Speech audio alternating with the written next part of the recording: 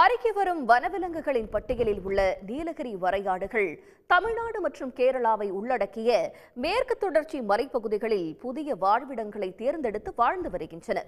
அது ஆய்வில் தெரிய வந்துள்ளது.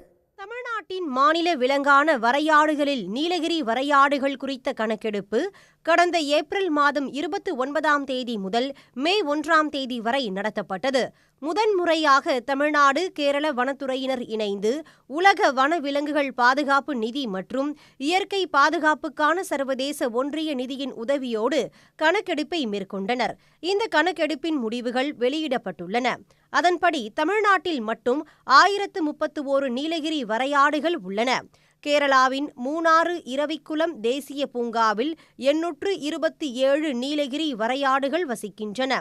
தமிழ்நாட்டில் உள்ள 552 நீலகிரி வரையாடுகள் 128 பகுதிகளில் துண்டு துண்டான வாழ்விடங்களிலும் 479 வரையாடுகள் 12 பகுதிகளில் நிரந்தரமான இடங்களிலும் வசிக்க தொடங்கியிருப்பது தெரியவந்துள்ளது. அதாவது ஆனைமலை மலைப்பகுதிகளில் 41% வரையாடுகளும் நீலகிரி பகுதிகளில் 24% வரையாடுகளும் வாழ்ந்து வருகின்றன. ஏற்கனவே நீலகிரி வரையாடுகள் வாழ்ந்து வந்த பகுதிகளான வால்பாறையில் உள்ள நெடுங்குன்று, பொள்ளாச்சியில் உள்ள புத்தாகுண்டு ஆகிய இடங்களில் தற்பொழுது அவற்றின் எண்ணிக்கை வெகுவாக குறைந்துள்ளது. அதே நேரம் தமிழ்நாடு கேரள எல்லைகளில் உள்ள மலைமுடிகளில் நீலகிரி வரையாடுகள் தங்கள் வாழ்விடங்களை அமைத்துக் கொள்ள தொடங்கியுள்ளன.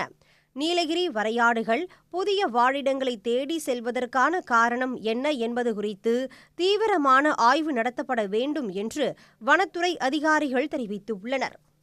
காரணத்தை கண்டுபிடித்த பின்னர் அந்த பகுதிகளில் நீலகிரி வரையாடுகள் மீள் அறிமுகம் செய்யப்பட உள்ளன.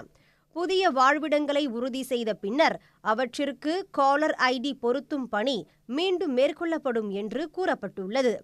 அண்மையில் பெண் வரையாடு ஒன்று உயிரிழந்ததால் காலர் ஐடி பொருத்தும் பணி தற்காலிகமாக நிறுத்தி வைக்கப்பட்டுள்ளது.